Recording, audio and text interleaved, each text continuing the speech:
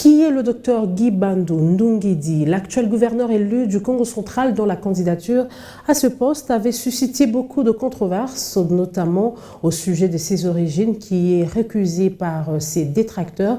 Notre permanent à Matadi nous dresse son portrait que je vous propose de suivre. Un Congo central idéal, c'est un Congo central où il y a un accès à l'énergie, à l'électricité.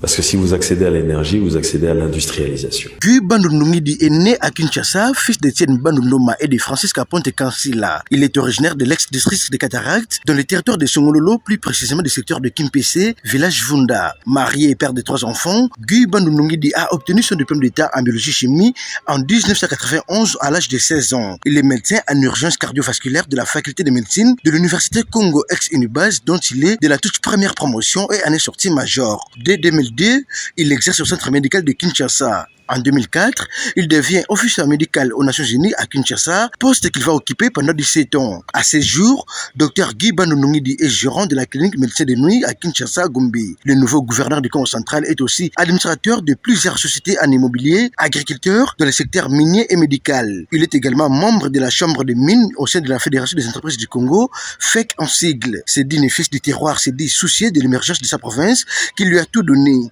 Ainsi, il en est devenu un acteur majeur de son développement à travers multiples institutions communautaires. Dr Guy Bandou Ndungidi siège actuellement au conseil d'administration de l'Université Congo. C'est tellement mater qu'il a formé et il est notamment l'un des initiateurs de la Chambre de commerce et d'industrie du Congo central où il exerce les rôles de vice-président en charge de la supervision des commissions hydrocarbures, mines, énergie et transport.